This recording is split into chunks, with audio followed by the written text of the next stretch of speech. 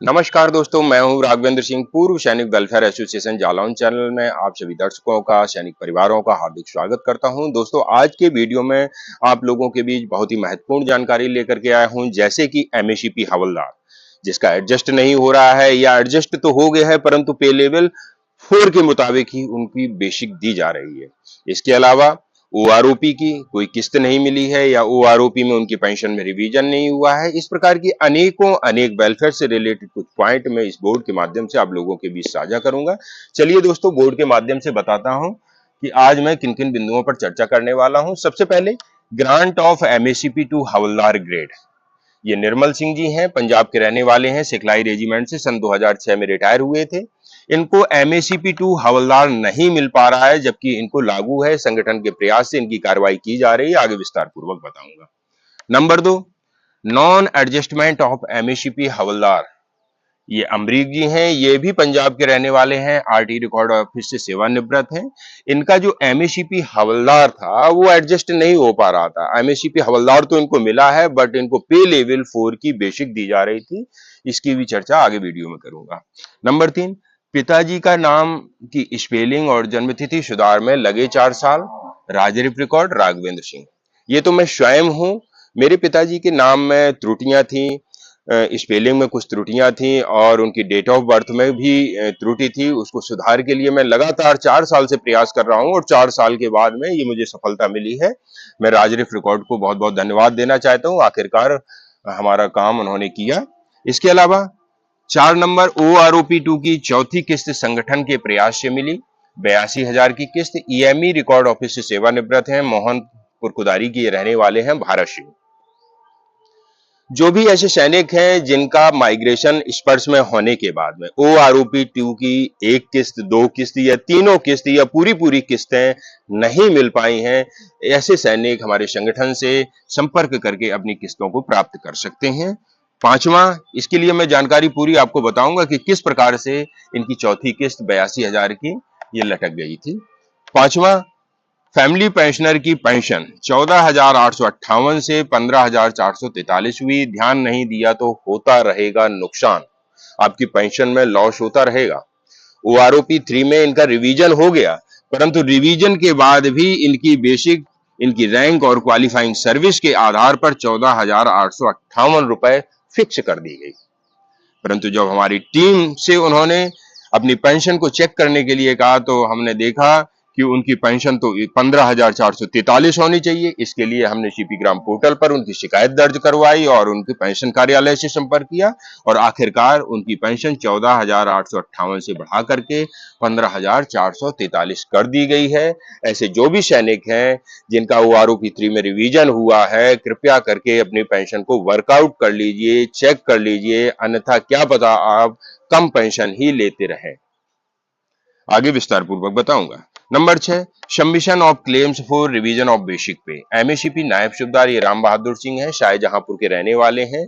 इनका जो बेसिक पे है उसमें किस प्रकार से रिवीजन किया जा रहा है, एमएससीपी नायब सूबेदार का इन्हें ग्रेड नहीं मिल पाया था, इसकी भी जानकारी मैं वीडियो के माध्यम से आप लोगों को देने वाला हूं। चलिए दोस्तों, शुरू करते हैं पहले पॉइंट से। और शुरू करने से पहले अपने सभी दर्शकों से एक छोटी सी गुजारिश करता हूं, जो दर्शक मेरे चैनल को पहली बार देख रहे हैं, चैनल पर नए हैं, हमारे चैनल से जुड़ने के लिए चैनल को सब्सक्राइब कर सकते हैं, क्योंकि अक्सर इस चैनल के माध्यम से सही एवं सटीक जानकारी और सैनिकों की पेंशन से संबंधित कार्य किए जाते हैं। इसके लिए चाहे तो आप हमारे चैनल से जुड़ सकते हैं। और हाँ, एक गुजारिश और करूंगा, जिनका आज मैं यहां पर जिक्र करने वाला हूं, यदि वो हमारे वीडियो को देख रहे हैं तो कमेंट्स करके जरूर बताइएगा कि संगठन ने आपकी मदद वास्तविकता में की है। चलिए दोस्तों, पहले पॉइंट से शुरुआत करता हूं।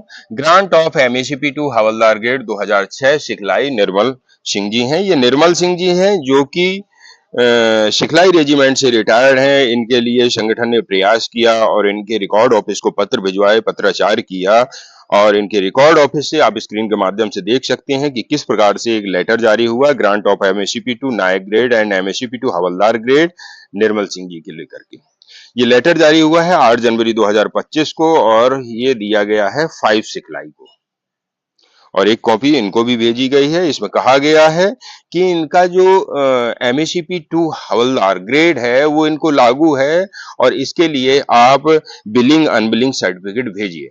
2006 में जब इनका रिटायरमेंट हुआ था, उस समय डिले प्रमोशन के कारण इनको प्रमोशन नहीं मिल पा रहा था और 17 साल करके इन्हें टीएस नायक से रिटायरमेंट होने पड़ा। ऐसी कंडीशन में इनको एमएससीपी हवलदार नहीं दिया गया। वही जवाब रिकॉर्ड ऑफिस ने यूनिट से मांगा है कि जब इनको एमएससीपी हवलदार लागू है तो इनका पार्ट ऑर्डर क्यों नहीं किया गया है।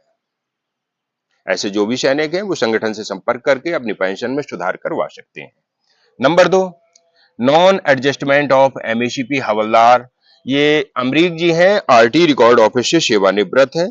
आप स्क्रीन के माध्यम से वो लेटर देखेंगे कि किस प्रकार से हमारे संगठन के द्वारा जब इनके रिकॉर्ड ऑफिस को लिखा गया तो रिकॉर्ड ऑफिस ने एक पत्र जारी करके इनको सूचित कराया है, non adjustment of MSCP havildar in respect of gunner Amrik Singh.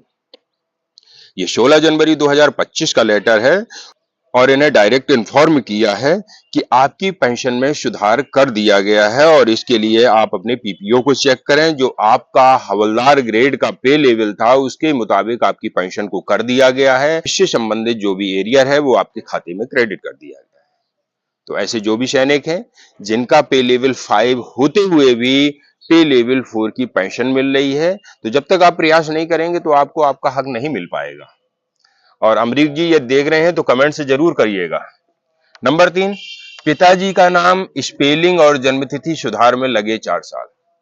मेरे पिताजी के नाम की स्पेलिंग में त्रुटि, उनकी डेट ऑफ बर्थ में त्रुटि, बाकी सभी डॉक्यूमेंट में कुछ और सर्विस डॉक्यूमेंट में कुछ और, जिसके कारण से उनकी ईसीएचएस कार्ड में दिक्कत आ रही थी। अनेकों जगह परेशानियों का सामना करना पड़ रहा था। इसके लिए मैंने जो भी उचित डॉक्यूमेंट होते हैं तहसील के द्वारा एफिडेविट और 2 नेशनल न्यूज़पेपर में निकलवा करके विधिवत पूरी कार्रवाई की और रिकॉर्ड ऑफिस को भिजवाया और रिकॉर्ड ऑफिस ने उसे पार्ट ऑर्डर भी कर दिया और इसको स्पर्श के लिए भेज दिया है कि इनका कॉरिजेंडम पीपीओ इस पार्ट ऑर्डर नंबर के आधार पर तैयार कर दिया जाए। स्पर्श ने रिकॉर्ड ऑफिस के लेटर के मुताबिक पार्ट ऑर्डर के मुताबिक नाम को दर्ज न करके कुछ और ही नाम दर्ज कर दिया। Date of birth part order के मुताबिक दर्ज न करके कुछ और ही दर्ज कर दी। इसके लिए मैंने दोबारा प्रयास किया, तिबारा प्रयास किया, लगातार मैं 4 सालों से प्रयास कर रहा हूं और आखिरकार जब मैंने अभी इसी साल जनवरी माह में अपने रिकॉर्ड ऑफिस को पत्र लिखा तो रिकॉर्ड ऑफिस ने इसमें सख्त संज्ञान लेते हुए स्पर्श को अवगत कराया कि पार्ट ऑर्डर के मुताबिक इनके पिताजी का नाम और डेट ऑफ बर्थ दर्ज कर दी जाए। आखिरकार मेरा ये काम हो गया है और मेरे कॉरिजेंडम पीपीओ आप स्क्रीन के माध्यम से देखेंगे कि मेरे पिताजी के नाम और जन्म तिथि में किस प्रकार से सुधार हो गया है। तो मेरा आप लोगों से यही कहना है कि हो सकता है कि आप लोगों को एक बार में सफलता ना मिले, 2 बार में ना मिले, 3 बार में ना मिले, 10 बार में ना मिले, लेकिन आप हताश होकर के मत बैठिए। आप देखिए इन 4 सालों के अंदर मैंने न जाने कितनी बार रिकॉर्ड ऑफिस को पत्र लिखे होंगे, न जाने कितनी बार पीसीडीए को पत्र लिखे होंगे, परंतु 4 साल के बाद आखिरकार मेरा वो काम हो ही गया है। इसके लिए मैं अपने राजरिप रिकॉर्ड को बहुत बहुत धन्यवाद प्रकट करता हूं। चौथा, OROP2 की चौथी किस्त संगठन के प्रयास से मिली 82,000 की किस्त। ईएमई से ये रिटायर्ड हैं, भारत सिंह हैं, 2016 में ये रिटायर हुए हैं, कोई मोहनपुर कुदारी जालौन के रहने वाले हैं। इनके केस में हुआ क्या है कि जब OROP2 लागू हुआ तो 2023 में इन्हें 3 किस्तें मिलने के बाद में इनका माइग्रेशन, जब चौथी किस्त मिलने की बारी आती है तो इनका माइग्रेशन स्पर्श में हो जाता है और जो चौथी किस्त आनी थी वो लटक गई। ऐसे कौन कौन से भाई हैं जिनको OROP2 की 1 या 2 किस्तें ही मिल पाई हैं और बाकी की किस्तें लटक गई हैं। ऐसे ही ये हमारे भारत सिंह जी हैं। इन्होंने कई बार अपने बैंक में जाकर के संपर्क किया कि मुझे 4 किस्तें 82 हजार रुपए की दी जानी थी, जो कि मेरी 3 किस्तें तो मुझे मिल गई हैं, परंतु चौथी किस्त क्यों नहीं मिली है। तो बैंक वालों ने यह कहकर टाल दिया कि आपका माइग्रेशन स्पर्श में हो गया है, अब हमारे हाथ में कुछ नहीं, आप स्पर्श से संपर्क करिए। इन्होंने कई बार प्रयास किया परंतु इनको सफलता नहीं मिली। आखिरकार 2024 में यानी कि अगस्त 2024 में इन्होंने हमारे संगठन से संपर्क किया और संगठन के माध्यम से जब इनकी शिकायत पीसीडीए को भिजवाई गई तो आप देखिएगा कि इसके बाद भी इनके OROP2 की किस्त इनको नहीं मिल पाई। कई बार बैंक अधिकारी के नाम लिख दिया गया पत्र, कई बार सीपीपीसी को लिख दिया गया, परंतु कोई देने के लिए तैयार नहीं। आखिरकार हमारे संगठन के प्रयास से, लगातार प्रयास से इनकी चौथी किस्त इसी महीने 82,000 की किस्त इनके खाते में क्रेडिट कर दी गई है। ऐसे जो भी सैनिक भाई हैं जिनको ओआरओपी 2 जो 2019 से लागू था, उनकी कोई भी किस्त अटक गई हैं, तो वो इसके लिए चुप ना बैठें। इसके लिए अपने चाहे तो अपने जिला सैनिक कल्याण बोर्ड से प्रयास करें, चाहे स्वयं ही प्रयास करें, या फिर किसी संगठन का सहारा ले सकते हैं, गृहवंश का सहारा ले सकते हैं, परंतु इसके लिए आप लगातार प्रयास करते रहिएगा, तभी आपको मिलेगा, अन्यथा आपको नहीं मिलेगा। भारत सिंह जी का आप ये मैसेज देखिएगा। चाचा, आपका जो ओआरओपी 2 का पैसा रोका हुआ था 2023 का, चौथी किस्त रुकी हुई थी, वो आपको मिल गई? मिल गई।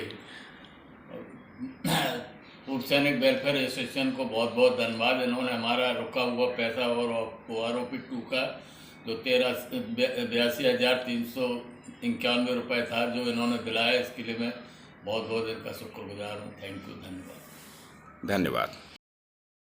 5 नंबर है फैमिली पेंशनर की पेंशन 14,858 से बढ़कर के हुई 15,443 रुपए। ध्यान नहीं दिया तो होता रहेगा लॉस। जो भी ऐसे सैनिक परिवार हैं, चाहे सैनिक भाई हैं, यदि अपनी पेंशन के प्रति जागरूक नहीं हैं, तो आपको लगातार लॉस होने वाला है। इतने लाखों लाख कर्मचारी होने के कारण कहीं ना कहीं कुछ ना कुछ त्रुटियां हो ही जाती हैं। इसके लिए आपको स्वयं को ही गौर करना होगा और अपनी त्रुटियों को सुधार करने के लिए अपने रिकॉर्ड ऑफिस को लिखना होगा, अपने पीसीडीए को लिखना होगा, स्पर्श को लिखना होगा, अपने जिला सैनिक कल्याण को लिखना होगा। इसी प्रकार से श्रीमती किशोरी देवी जी जो फैमिली पेंशनर हैं, स्वर्गीय ऑनरेरी नायब सूबेदार सहदेव सिंह जी की पत्नी हैं, इनकी पेंशन ओआरओपी 3 में 14,858 की बजाय 15,443 होनी थी, परंतु ओआरओपी 3 में रिवीजन करके इनकी पेंशन को 14,858 पर ही फिक्स कर दिया गया। जब इन्होंने हमारे संगठन से संपर्क किया तो इनकी पेंशन को वर्कआउट किया गया, तो पता चला कि इनकी पेंशन इतनी नहीं, इतनी होनी चाहिए, 15,443 होनी चाहिए। इसके लिए हमारे संगठन ने इनके पीसीडीए को पत्र भिजवाया, स्पर्श को पत्र भिजवाया और आखिरकार इनकी पेंशन 14,858 से बढ़कर के 15,443 हो गई और ये 1 जुलाई 2024 से इनको इनका एरियर भी इनको मिल जाएगा। ऐसे जो भी सैनिक एवं सैनिक परिवार हैं, यदि ध्यान नहीं दिया तो आपको भी नुकसान होने वाला है। 6 number submission of claims for revision of basic पे। एमएसीपी नायब सूबेदार राम बहादुर सिंह शाहजहांपुर के रहने वाले हैं। एमएसीपी नायब सूबेदार का हक, एमएसीपी नायब सूबेदार ग्रेड इनको नहीं मिल पा रहा था। इतने सालों के बाद भी इन्होंने लगातार पत्राचार किया। जब इन्हें इनका हक नहीं मिला तो इन्होंने हमारी टीम से संपर्क करके अपनी पेंशन को बढ़वाने का प्रयास किया। आप स्क्रीन के माध्यम से वो लेटर को भी देखिएगा। 14 दिसंबर 2024 का लेटर है, ब्रिगेड ऑफ द गार्ड के द्वारा ये लेटर जारी किया गया है और इसमें लिखा है, it is intimated that MACP नायब सूबेदार शो एंड शो, इनका नाम लिखा हुआ है, published wide, part order number लिखा हुआ है, सेम एडजस्ट वाइड, ये सब लिखा हुआ है। You are requested to proceed claim of the individual to PCDAP Prayagraj for notification of corrigendum PPO. दोस्तों, इन भाई को एमएसीपी नायब सूबेदार का बेनिफिट नहीं मिल पाया था। इसके लिए इन्होंने हमारे संगठन से संपर्क करके जब अपने कार्यालय को चिट्ठी भिजवाई तो इनका जो एमएसीपी नायब सूबेदार किस प्रकार से एडजस्ट करने की बात कही गई है, आप इस लेटर के माध्यम से देखिएगा। ऐसे जो भी सैनिक हैं जिनको एमएसीपी नायब सूबेदार नहीं मिल पाया है, एमएसीपी हवलदार नहीं मिल पाया है या एमएसीपी नायक नहीं मिल पाया है, यदि आप लागू है, यदि आपको लागू है, आप एलिजिबल है, तो आपको यदि कहीं से भी सफलता नहीं मिल पा रही है तो हमारे संगठन से एक बार जरूर संपर्क करिए। हम आपको आपका हक दिलवाकर ही रहेंगे। दोस्तों, ऐसे जो भी सैनिक हैं जिनको पेंशन संबंधी किसी भी प्रकार की समस्या है, दोस्तों पूर्व सैनिक वेलफेयर एसोसिएशन जालौन टीम का नाम आपने अलग अलग यूट्यूब चैनलों के माध्यम से सुन लिया होगा, अलग अलग न्यूज़पेपरों के माध्यम से सुन लिया होगा।